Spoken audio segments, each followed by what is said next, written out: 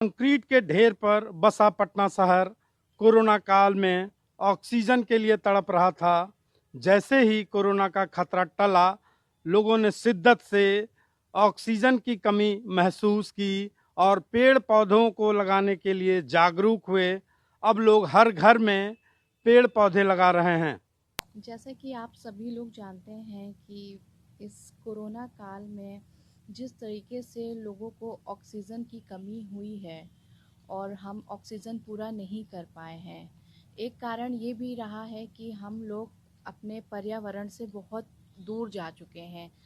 आजकल लोग क्या करते हैं ना कि इंसान मकान बना लेते हैं, बड़े-बड़े मकान बना लेते हैं, लेकिन उनके घरों में आप देखते हैं ना, एक पोर्शन आपको पेड़ पौधों के लिए नहीं मिलता है।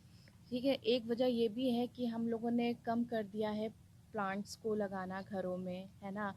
और शहरों में पेड़ों का कट जाना, बिल्डिंग्स खड़ी हो जाना, ये भी एक बहुत बड़ी वजह है ऑक्सीजन के ना होने की।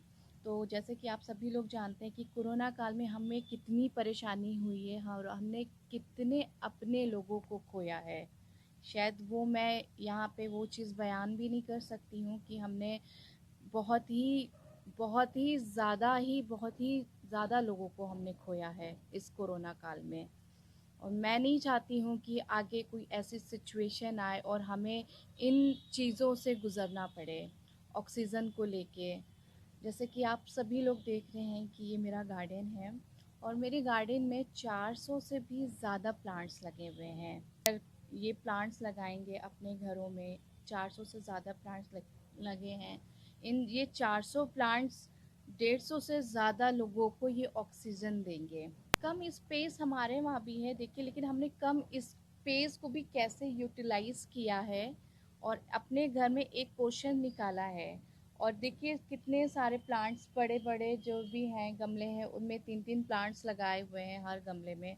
और मतलब आप छोटे से लेके बड़े प्लांट्स तक देख रहे होंगे हमारे घर में, है ना। आप अगर आपके पास छोटी जगह है ना, तो आप छोटी जगह में भी छोटे प्लांट्स लगाएं, छोटे बड़े जो जो भी एडजस्ट हो पाए उस जगह पे आप वो प्लांट्स लगाएं। एटलीस्ट आपका एक पोर्शन जब आपका प्लांट्स का रहेगा ना, आप सोचिए कि आपके घर वालों को और आपके घर में जो लोग आते हैं उनको कितनी ऑक्सीजन मिलेगी, जो कि आजकल कितना मुश्किल हो गया है।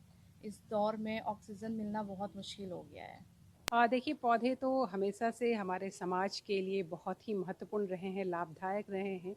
तो पौधे और ख़ास करके मेरी रुचि बहुत पहले से थी, मैंने बहुत पहले से पौधों को, लेकिन एक स्थायी जगह नहीं था तो थोड़े-थोड़े पौधे होते थे। अभी एक स्थायी जगह मुझे मिल गया और ख़ास करके पिछले 2 वर्षों में जिस तरह से ऑक्सीजन की कमी हमारे पूरे देश भर में, दुनिया भर में लोगों के सामने उत्पन्न हुई, उसमें मुझे और ये लगा कि ये बहुत सिर्फ़ रुचि की बात नहीं है, ये हमारे जीवनदायिनी है और इसको लगाना बहुत ही आवश्यक है अपने आसपास के लोगों के लिए, अपने वातावरण के लिए।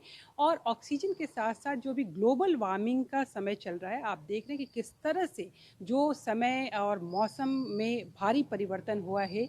अगर हम अभी देखेंगे कि अभी हम दिसंबर की शुरुआत होने वाली है, फिर भी जितनी ठंड होनी चाहिए वो ठंड नहीं होती है, बारिश में कभी बहुत ज़्यादा बारिश हो रही है। तो इस ग्लोबल वार्मिंग से भी बचने के लिए ये बहुत आवश्यक है कि हम अपने आस-पास के वातावरण को में पौधे लगाएँ, ज़्यादा से ज़्यादा वृक्ष लगाएँ। और हाँ, थोड़ी तो स्टडी करनी पड़ी, इसको देखना पड़ा और आजकल बहुत आसान है, यूट्यूब पे भी आप देख सकते हैं।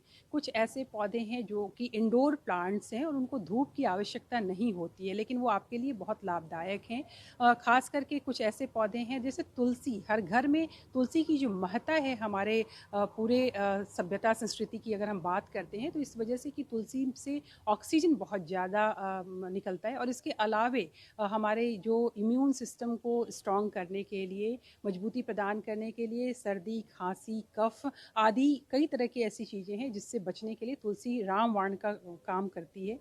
इसके अलावे स्नेक प्लांट है जो ऑक्सीजन देता है, एरिकेरिया है। ऐसे तो मेरे पास 250 से ज़्यादा गमले हैं और अलग-अलग पौधे हैं जिनको धूप की आवश्यकता होती है। जैसे जो फूल खिलने वाले पौधे होते हैं, उन्हें थोड़ी बहुत धूप ज़रूर चाहिए होती है, तो उन्हें धूप में रखिए। और कुछ ऐसे प्लांट हैं जैसे पाम हो गया, लिली हो गया, मनी प्लांट हो गया, आजकल तो चाइनीज बैम्बू जो बांस छोटा वाला होता है वो भी, उसको भी धूप की आवश्यकता नहीं होती, बल्कि बस हर वीक उसके पानी को आप बदल दीजिए तो ऐसे पौधे बहुत अच्छे से फलते फूलते हैं। बस उसमें एक चीज़ ध्यान जरूर देना चाहिए कि उसमें कीड़े ना लगे, अगर कीड़ा लगते हैं तो उसकी तुरंत उपचार करनी चाहिए। पेड़ पौधे तो हमारे जीवन का आधार है और मैं तो कहती हूँ ये तो प्राचीन काल से ही चला आ रहा है।